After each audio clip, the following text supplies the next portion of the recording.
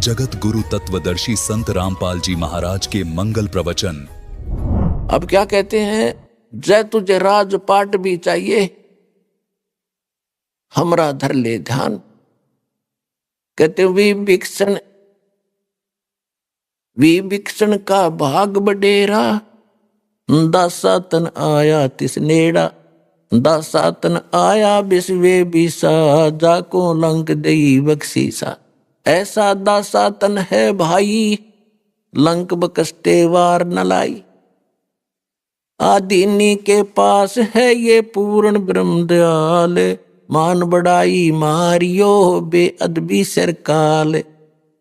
कहते हैं विभीषण का भाग बडेरा, बड़भागी था वो जिसमें दासातन आधिनी आई। और ऐसा दासातन है भाई, ये आधिनी ऐसी वस्तु है, लंक बकसते वार नहीं लाई। सोचा भी नहीं तो रामचंद्र जी खुद भी तो अपना आदमी बिठा सकते थे लंका में, लेकिन मालिक की दया थी, एकदम सेकंड भी नहीं लगाए, विभीषण को बैठा दिया।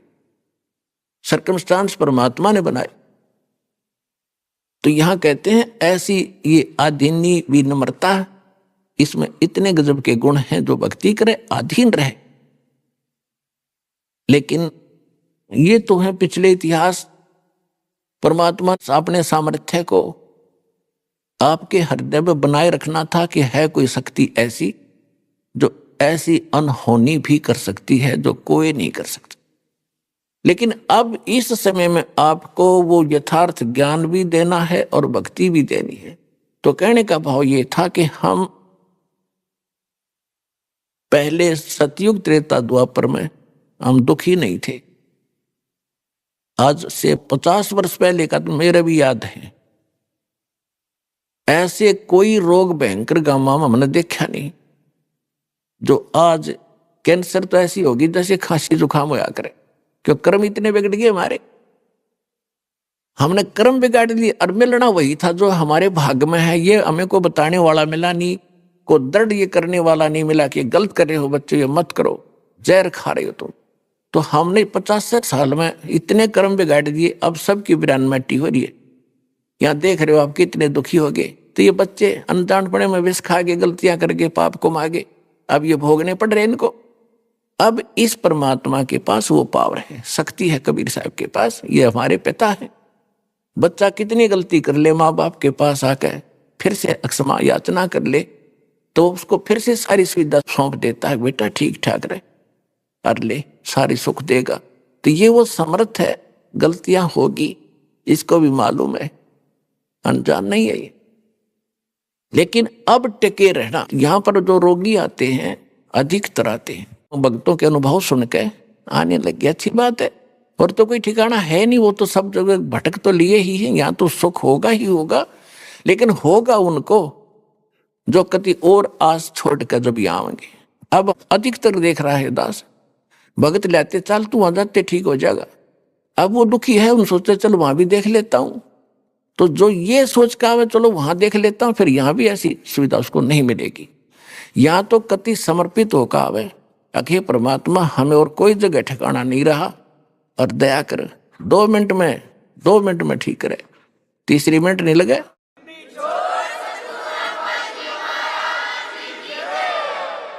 आधे से अधिक लोग ये आते हैं, देख लेते हैं ठीक हो गए तो ठीक है ना, अपनी वो पूजा है तो हम करते ही रहेंगे। फिर ऐसा बालक ना है यो भगवान, ये तो सब के सब सर्वज्ञ है, आपके अंतःकरण की भी जानता है। तो यहाँ पर आपने बहुत से देखे होंगे भक्त जिनको इतना सुख हुआ, वो सब जगह थक लिए, हार लिए, ये सोच लिया था कब इसका कोई विकल्प, कहीं ठिकाना नहीं और कोई इसका अल्टरनेट नहीं।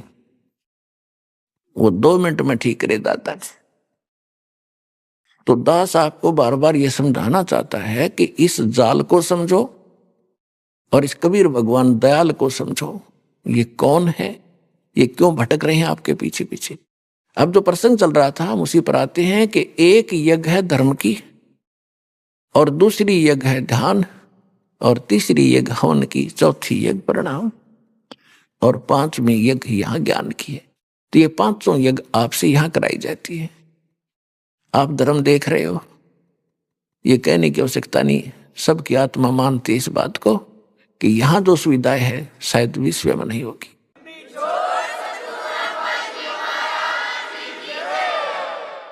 ये किस कारण से है, ये भी आपने भी सोचना पड़ेगा।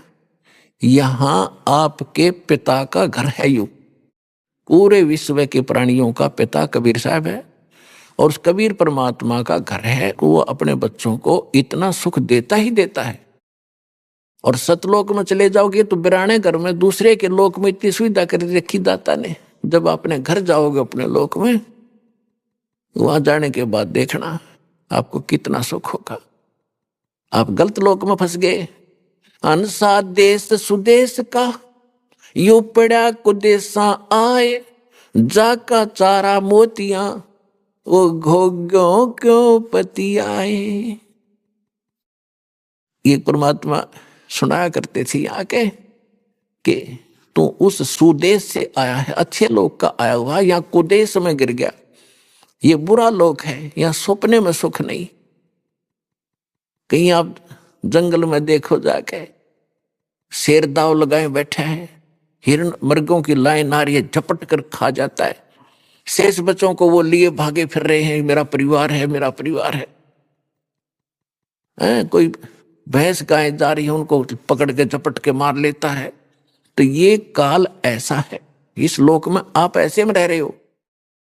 पग पग पर यो तग तक मारे, काल अचानक बाणा।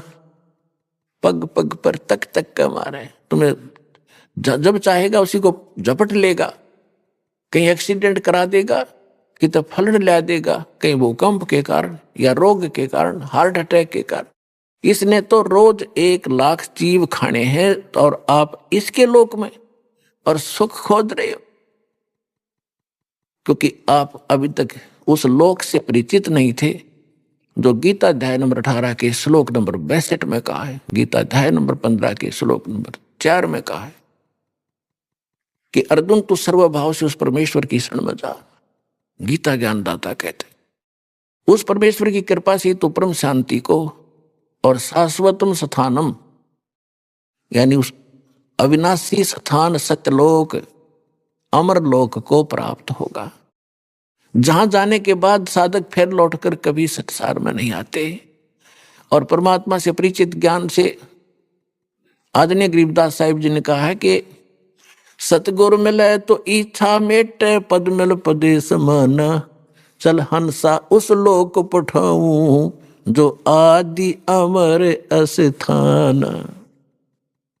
चार मुक्ति जहां चंपी करती माया होरी दासी, दास गरीब अबे पद पर से वो मिले राम अविनाशी।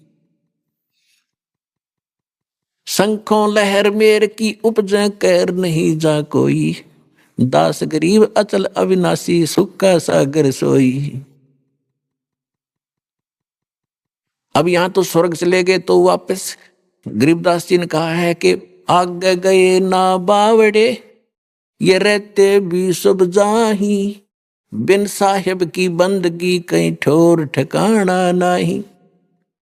आज आप यहां पर हो, खूब व्यवस्था है, बढ़िया कोठी कार बेटे बेटी सब सेट हो रहे हो, कल मृत्यु होगी।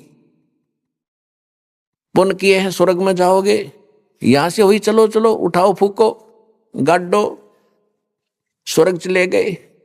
स्वर्ग में अपने पुण्य जितने थे वह मलाई खाई, खत्म हुए पुण्य, चलो नरक में डालो।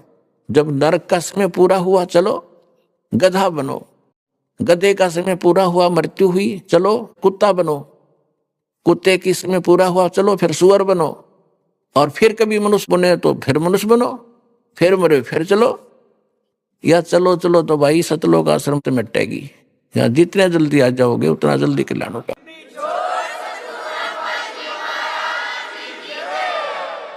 ये वो परमात्मा है। अमर करूं सतलोक पठाऊं, ताते बंदी छोड़ कहाऊं।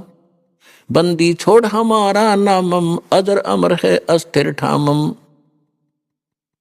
अनंत कोट ब्रह्मांड में वो बंदी छोड़ कहा है, सो तो सतगुरु कबीर हैं जन्नी जने न माए। तो क्या बताते हैं कि आगे गए ना बावड़े, जो पहले चले गए उन्होंने ताक बता नहीं मारी गल के बीती। और रहते भी सब जहां अरबिन साहेब की बंदगी कहीं ठोर ठिकाना ना। साहेब माने समर्थ परमात्मा। अन्य भगवानों की भक्ति से भी आपकी चलो चलो नहीं मिटेगी। इस समर्थ की शरण में आने से ही आपको वो स्थान प्राप्त होगा जो गीता अध्याय नंबर 18 के श्लोक नंबर 65 में और 15 के श्लोक नंबर 4 में अंकित है। अब यहां पर आपको उसी की ट्रेनिंग और उसी का कोर्स कराया जा रहा है कि आप यहाँ की जो ट्रेनिंग करोगे, इस कोर्स में पास होगे ट्रेनिंग में, तो आपको सतलोक में जॉब मिलेगी। और वो सतलोक आपको बता दिया और भगवान ने बताया। फिर जिन संतों को परमात्मा ऊपर लेकर गए फिर वापस छोड़ा, उन्होंने परमात्मा के उस आंखों देखे स्थान और सामर्थ्य को अपनी अमृतवाणी में बताया है। कौन कौन थे? आदरणीय धर्मदास साहिब जी, आदरणीय मलुकदास साहिब जी, आदरणीय नानक देव साहिब जी, आदरणीय दादू साहिब जी, आदरणीय गरीबदास साहिब जी, गांव छुड़ानी जिला जज्जर हरियाणा वाले, आदरणीय गीसा दास साहिब जी, गांव खेकड़ा जिला बागपत उत्तर प्रदेश वाले, आदरणीय स्वामी रामानंद जी। तो इन महापुरुषों ने परमात्मा मिले और उन्होंने उस परमात्मा से परिचित होकर उस लोक को देखा और फिर हमारे को बताया। लेकिन हम नहीं समझ पाए, हम बालक थे, हमारी बुद्धि इतना काम कर नहीं थी उस समय, क्योंकि हम शिक्षित नहीं थे। और शिक्षा आपके लिए एक बार तो ये अभिशाप बन गई हमारे लिए। ये दास देख रहा है, क्योंकि दास को मालिक ने ऐसे समय में जन्म दिया कि हमने पिछला जमाना भी देखा जिसमें कितनी शांति होती थी, गांव में कितनी शांति थी, कितने प्यार से रहते थे, एक दूसरे की इज्जत कैसी होती थी।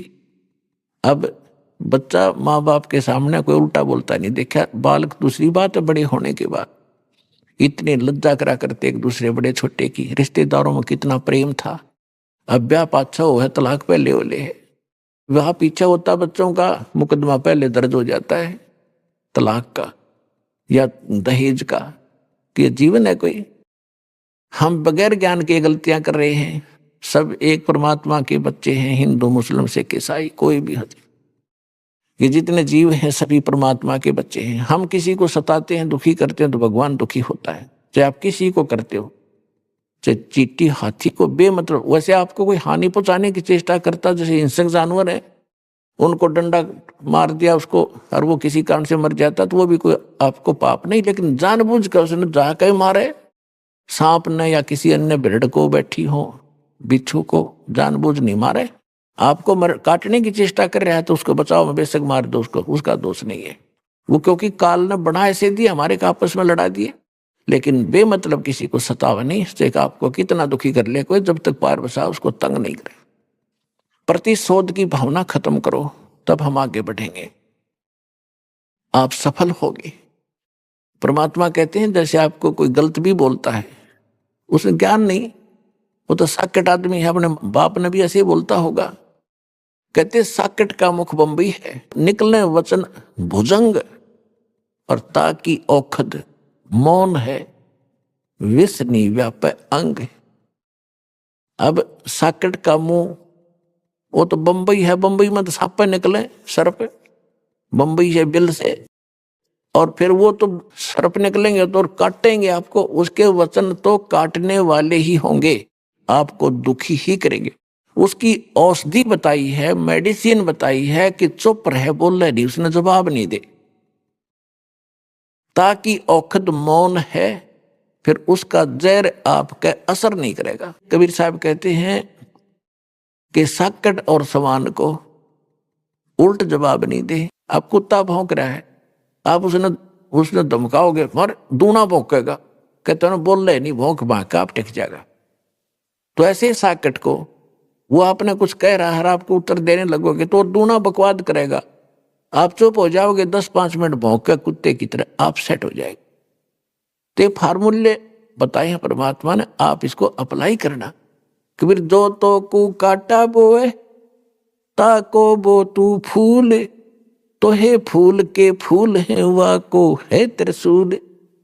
अब तो आपको कोई हानि करता है तो आप उसका प्रतिशोध लेने के लिए हानि ही मत करना, उससे बचे रहना, लेकिन उसको हानि मत देना। और फिर भी भगवान के बच्चे समझकर जहां भी आपके सत्र का कोई काम उसके प्रति आवे तो उसको लाभ ही देना। तो फिर देखना भगवान कैसे करेगा कि आपको तो भले का फल भला होगा और उसके बुरे का फल उसको 3 गुना ज्यादा मिलेगा। इतना हमारे अंदर धैर्य नहीं रहा, क्योंकि हमें ज्ञान नहीं। हम तो सोचा बस ही नाश हो इसका जो इतने बुरे कर रहा है। ऐसे व्यक्ति का भी नाश ना होगा जो बुरे करे तो और किसका होगा। लेकिन परमात्मा का विधान है कि जब तक उसके पूर्व जन्म के पुण्य चल रहे हैं, वो कितने खोटे खोदो, कितने जुल्म करो, वह उसकी माल गाड़ी भरने लग रही है पापों की, और पुण्य नाश होने लग रहे हैं। जब वो पुण्यों वाली बोरी खत्म होगी, थैला उसका, वो इन्वर्टर चार्ज पहले का था वो खत्म होगा, फिर एकदम सुविधा बंद होंगी और उसकी वो दुर्गति शुरू होगी। दुनिया देखा करे।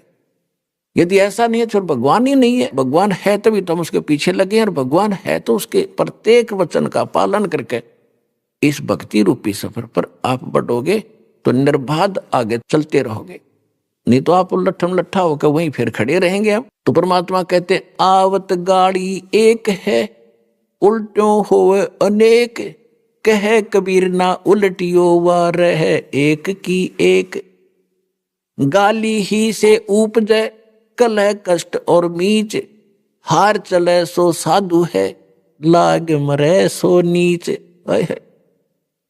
कहते हैं एक बार आपको कोई गाली देता है, आप शांत रहना, देन दे, मायूस सा होकर खड़ा हो जाए, उसके साथ बहस नहीं करे, भगवान पर ध्यान लावे, सुमन करने लग जाए। आवत गाली एक है और आपने उसको दूसरी उल्टी गाली दे दी तो 10 और देगा, क्योंकि वो तो संगर का आ रहा है, काल ने भेज रखा है, तैयारी करके भेज रखा है, तो उसका नाश कराने के लिए। भगत से टकरावे कोई आदमी, उसका तो नाश निकट है। प्रहलाद से टकराया था उसका बाप, और भी बहुत से कारण ऐसे हैं, तो उनका तो नाश होया करे। जो भक्ता गेल टकरावर, तो आपने तो पता ही है इसके उल्टे लाग लिए, जो बेमतलब खस्सा हमारे से आकर के, कोई बात नहीं, कोई चीत नहीं, वैसे गाली दे आपको आकर।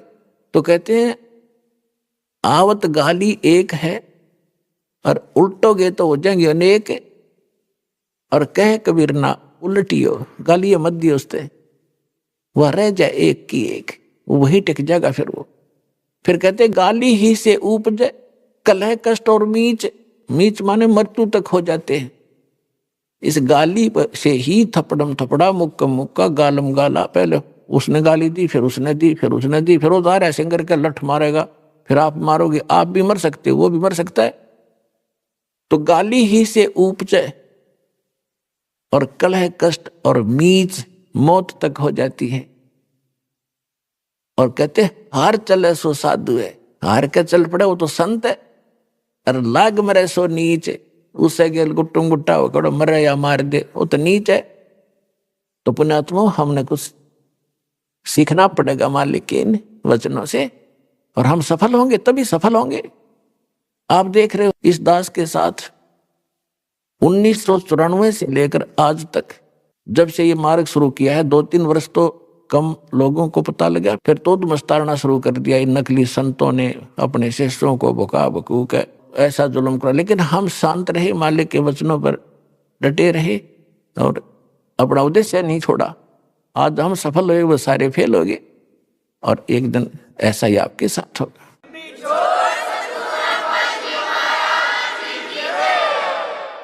तो इस प्रकार हमने परमात्मा के इस मार्ग पर चलने के लिए कुछ परमात्मा के दिए हुए फार्मूले लाने पड़ेंगे, तभी हमारी प्रॉब्लम सोल्व होगी, अन्यथा हम फेल हो जाएंगे। अपने आत्मा एक यज्ञ है धर्म की। आप यहां देख रहे हो कितना भंडारा चल रहा है। पहले हम पुराने समय में देखा करते थे, तो उस समय आप उन सभी प्रजाजनों के पुण्य उनके साथ होते थे। वर्षा नहीं होती थी तो गांव के लोग इकट्ठे होकर के एक धर्म भंडारा किया करते थे। उसमें क्या करते थे कि 2-3 क्विंटल चावल बनाया करते मीठे, उसमें गुड़ शक्कर गेर के, और फिर सारे बैठ के वहां भगवान के नाम पे भंडारा करते थे, बैठकर सारे वहां खाते थे, भगवान की चर्चा करते थे। तो कहते हैं वर्षा हो जाया करती। उस एक छोटे से भंडारे से 1 क्विंटल 2 क्विंटल चावल बना के आप पे खानते वर्षा कर दिया करता भगवान, क्योंकि उनके पुण्य ठीक थे। आज यहां देख रहे हो आप कैसे धर्म हो रहा है, कितने क्विंटल चावल यहां पर बनाए जा रहे हैं, और बाकी अन्न धर्म भगवान के दरबार में क्या हो रहा है। तो कहने का भाव ये है कि अब ये जो पुण्य हो रहा है, ये के घाट घालेगा, ये के कसर छोड़ेगा आपके लिए। जो इतना गजब का विधिवत हो रहा है, शास्त्र अनुकूल हो रहा है, तो ये पुण्य आपके पापों को साथ नाश करेगा। और वो केवल हम जैसे कोई इच्छा करके दान धर्म करते हैं, तो उस किए हुए दान का हमने फल यही खत्म कर लिया। कहते बिन इच्छा जो देत है सोए दान कहावे, फल बाँचे नीतास का फिर अमरापुर जावे। जैसे आप पुण्यात्माओं, आप यहाँ आते हो, जो दुखी होते हैं वो भक्त सच्चे दिल से जो हमसे जुड़ते हैं, तो उनको परमात्मा आशीर्वाद से लाभ देता है, स्टार्ट करता है उनका, कि ताकि इनकी दृढ़ आस्था बने मेरे में, और काल तक बच के ये मेरे शरण में रहें, ताकि इनको सुख दूं। तो यहाँ आने वाले का अपना कोई पुण्य नहीं होता। पुण्य होता तो दुखी ना होता। जब उसकी बैटरी चार्ज होती तो एक आधा पंखा चल रहा होता या बल्ब जल रहा होता, सारे फेल हो लिए, तब तो यहाँ आयो। सब जगह घूम फिर लिए, वहां भी कोई राहत नहीं मिली, तब यहाँ आयो। तो यहाँ परमात्मा अपने कृपा से आपको अपने कोटे से लाभ देता है उनको जो सच्चे दिल से है। और जो न्यू आए हैं, देख लूंगा यू मुझे ले आया फलाना, उनको यहाँ कोई लाभ नहीं होगा। तो उनको लाभ अपने कोटे से देता है भगवान, फिर वो ठीक होते हैं, फिर उनकी आस्था बढ़ती है, फिर उनसे मंत्र कराए जाते हैं, भाई जाप करो, प्रणाम करो, सत्संग सुनो। तो ये साथ की साथ चार्जिंग शुरू होगी आपकी, और सब प्रकार के चार्जर लगा दिए जाते हैं। सारे ट्रीटमेंट, जैसे ज्यादा रोगी होता है डॉक्टर ग्लूकोज भी ला दे, ग्लूकोज में ताकत के इंजेक्शन भी ला दे, और वैसे रोग काटने के इंजेक्शन लगाता, तभी तो बचा पाता उसको। तो यहाँ आकर आपका ट्रीटमेंट शुरू होता है, सारे ही ट्रीटमेंट, सारे टेबलेट लगाए जाते हैं ताकि आपकी आत्मा तुरंत स्वस्थ हो जाए। एक यज्ञ है धर्म की, यहां आप देखते हो भूखे पैसे दुखी व्यक्ति आते हैं, और जहां पहले हम भी जाते थे, 10 साल सर जाया करता था। राजस्थान के अंदर एक चुरू जिला है, उसके में एक सालासर गांव है, वह हनुमान जी का एक मंदिर बना हुआ है, वहां प्रति वर्ष जाया करता था। वहां टूक बेला नहीं, टाइम पे को पूछड़िया नहीं, कित बैठ जा, कितने पढ़ो, कितने मरो, होटलों में रोटी मिलो ना मिलो, धक्के खा खा जाओ। और दुखी बहुत जाया करते वहां भी, कोई भूत प्रेत की बाधा वाला, कोई वैसे रोगी है, बाबा जी सुखी करियो। वो बाबा जी है वहां तो एक मूर्ति रखी थी वहां पर, उसने बाबा जी समझा करते। तो इस प्रकार यहाँ ऐसे दुखी आते हैं। तो ये इतनी सुविधा मिलने से आदि आत्मा तो वैसे ही शांत हो जाती है, और फिर सुख तो होना ही होना भगवान के दरबार में। आगे हो, ये कोई बात है। गर्मी से जलता हुआ व्यक्ति एसी रूम में आ जावे तो स्वाभाविक है, वहां तो ठंड होगी ही होगी। और वहां भी ठंड नहीं है तो उसका एसी को नहीं चलता, एसी लगा जरूर रखा पर पावर नहीं है। जैसे नकली संत पंथ आश्रम बनाए बैठे हैं, वो एसी चला रहे हैं पर उनके पास बिजली का कनेक्शन नहीं है जिस तो एसी ठंडा करता हो। आश्रम तो बना रखे हैं, संत भी बन रहे हैं, सत्संग भी करते हैं, लेकिन उनके पास उस मालिक का कनेक्शन नहीं जो ऊपर से आता है, और वो लाभ देगा। एसी चलेगा तभी तो लाभ होगा, लगाने से थोड़ा ही लाभ देगा वो। तो यहाँ परमात्मा का सतलोक से आया हुआ वो शांत और सुख देने वाला एसी चालू है दिन रात। कभी आओ, कभी सुख मिलेगा।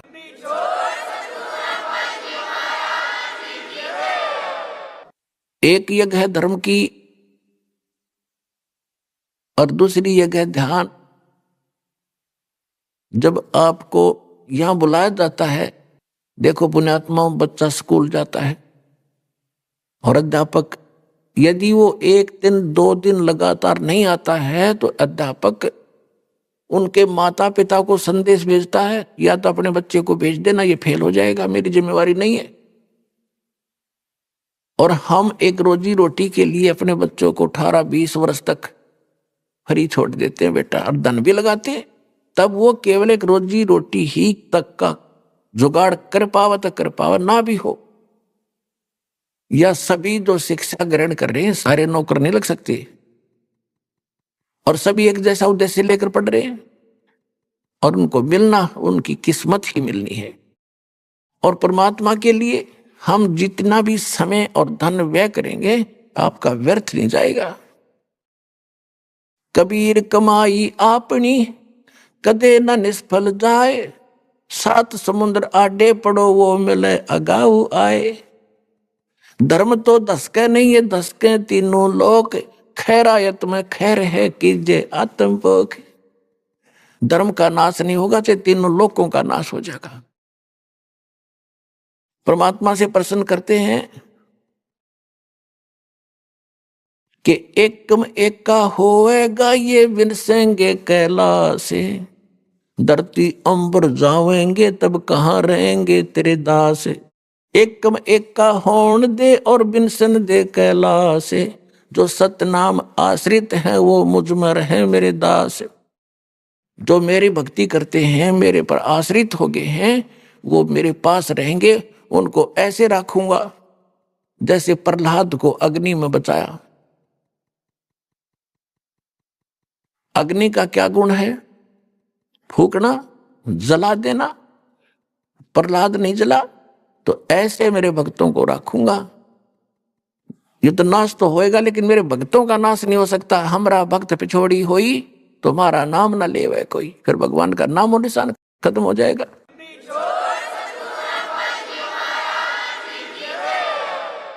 धर्म तो धसके नहीं, धसके माने नाश नहीं होगा धर्म का। और 10 को तीनों लोग खैरायत में खैर है। खैरायत यानी धर्मकरण में खैर है। और कीजे आत्मपोख, यह सबसे बड़ा पुण्य है। भक्त आते हैं भगवान के लिए, यहाँ केवल खाने के लिए नहीं आते। ये तो खाना अपना साथ भी बांध के ले जाया करते, हमने खूब देखा, जाते थे हम, और वहीं और कहीं भी खा लेते, लेकिन भगवान मिल जाता। यहाँ खाने के लिए नहीं आते, ये भगवान के लिए आए। और जो परमात्मा के लिए आते उनकी व्यवस्था कर दी जाए अपने पल्ले से धन ला के, तो कितना पुण्य होगा उन आत्माओं को। आप देख रहे हो यहाँ पर कैसे उसका सदुपयोग हो रहा है। दास अपने घर से 2-4 कुर्ते पजामे लेकर आया था, और भगत आप पे दे दे एक आधा कुर्ता पजामा पैंट की को वो डाल लेता हूं, और बाकी टोटली पैसा परमात्मा का, परमात्मा के बच्चों पे प्रयोग हो रहा है। आप यहां देख रहे हो 5-5 क्विंटल घी का तो हलवा बनता है, सारा देसी घी लगाया जाता है, और कोई दूसरा ये वनस्पति घी का हम यहाँ प्रयोग नहीं करते, क्योंकि उसमें बहुत ज्यादा मिलावट बनी हुई होती है। और मैं अपने मुख से कोई यहाँ की व्यवस्था की प्रशंसा नहीं करूंगा, क्योंकि आपसे कोई छुपा नहीं है। और दूसरी बात यह है कि हम यहाँ हवन करते हैं अपने आत्मा, जैसे आप पहले तो अपने कोटे से भगवान आपको सुख देगा। कुछ दिन आपको कहेंगे बेटा भक्ति कर, भजन कर, डट के विश्वास रख। यदि आप भजन करते हो विश्वास करके, तो आपको उसी दिन वो चार्जर शुरू कर देगा काम, आपको बहुत से लाभ शुरू हो जाएंगे। और फिर भी 1-2 महीना आप ये सुमन कर रहे हो, फिर भी लाभ नहीं हो रहा, पता होता है दास को कि ये भक्ति ढंग से नहीं कर पा रहा। फिर उसको कहा जाता है बेटा एक ज्योति करा। ज्योति यानी हवन यज्ञ। धर्म तो वो करते ही आप आते हो, धर्म यज्ञ में थोड़ा बहुत दान कर दिया, कोई 10 रुपये 100 रुपये डालते ही हो, ताकि ये स्वाभाविक है आपका, वैसे भी आपका पहले से स्वभाव है धर्मकरण का। तो उससे क्या होता है कि उसका फल आपको तुरंत मिल जाता है। फिर कई कहते हैं जी मैं ऐसे ऐसे एक पाठ कराऊंगा, मेरा लड़का हो जाता है, या मेरा फलाना काम हो जाए तो एक पाठ करा दूंगा, संकल्प कर लिया, और आपने वो काम भी हो गया, आपने पाठ करा दिया, तो वो बराबर हो गया। आपने जो पाठ कराया और वो जो किसी उद्देश्य से अपनी मनोकामना पूर्ति के लिए, तो वो काम भी हो गया और उसका फल भी बराबर हो गया। बिन इच्छा जो देत है सोए दान कहावे, फल बाँचे नहीं तास का फिर अमरापुर जावे। बगैर किसी मनोकामना पूर्ति के जो आप पाठ ज्योति या वैसे सेवा दान करते हो, कहते वो दान कहता है। उसमें दोनों फल मिलते हैं, आपकी मनोकामना पूर्ण भी होगी और आपके उसमें भक्ति के अंकों में भी इसकी कुछ ग्रेस मार्क साथ लगता। जैसे बच्चे का प्रैक्टिकल के 10 नंबर और मिला करें, तो ये प्रैक्टिकल वाले नंबर आपके इसमें और मिलेंगे साथ में, और वो काम तो होगा ही होगा। बिन इच्छा जो देता है सो दान कहावे, फल चावे नहीं तास का फिर अमरापुर ले जावे। इस तरह हम सतलोक जाएंगे। फिर तीसरी यज्ञ है धर्म हवन की, चौथी यज्ञ प्रणाम। आप यहाँ प्रणाम करते हो, प्रणाम का अर्थ यूं नहीं है कि देखा देखी कर लिया फिर उठ लिए और फिर मन में वो बकवाद नहीं। इस मन को और इस परमात्मा के ज्ञान से इसको नम्र करना है, इसका अहंकार तोड़ना है, इससे अभिमान टूटता है। दास को पता है एक छोटी सी पोस्ट थी जेई की और पता नहीं क्या समझा करता अपने आप ने, और जो पहली बार गुरुजी के दरबार में गया दूसरे प्रणाम करे थे, मैंने देखूं था कोई दिक्कत नहीं है, कुछ जान पहचान वाला, और फिर प्रणाम करी। इतना अभिमान था, बेइज्जती होगी। और आज फिर जब ज्ञान हुआ, क्योंकि जब तक हम खाली हो लिए थे भक्ति थी नहीं, और भक्तिहीन प्राणी इतनी अकड़ किया करता है, भक्ति युक्त प्राणी कभी अकड़ नहीं करता, उसमें स्वाभाविक ऐसा गुण होता है। और फिर ऐसा भाव बना प्रणाम ना करे, इतना दिल नहीं डटे, चाहे रेत में लौटना पड़े, चाहे गारा में गुरुजी दिखे, और समर्पित और न जल करा, क्योंकि हमारी भक्ति बढ़ गई। जैसे आप देखते हो सरसों बोते हैं, सरसों बोते हैं, उसका फली आती है प्रारंभ में, तो उसमें कोई दाने नहीं होते, यानी वो कीमती वस्तु नहीं उसके अंदर, इसलिए वो न्यू खड़ी है उसकी सारी फली। और जो जो वो दाने बढ़ते जाएंगे, परिपक्व होते जाएंगे, इतने झुक जाएगी न्यू, और धरती पर टेकने न छूने को हो जाएगी, क्योंकि अब उसमें कीमती वस्तु विद्यमान है, उसमें वो धन आ गया।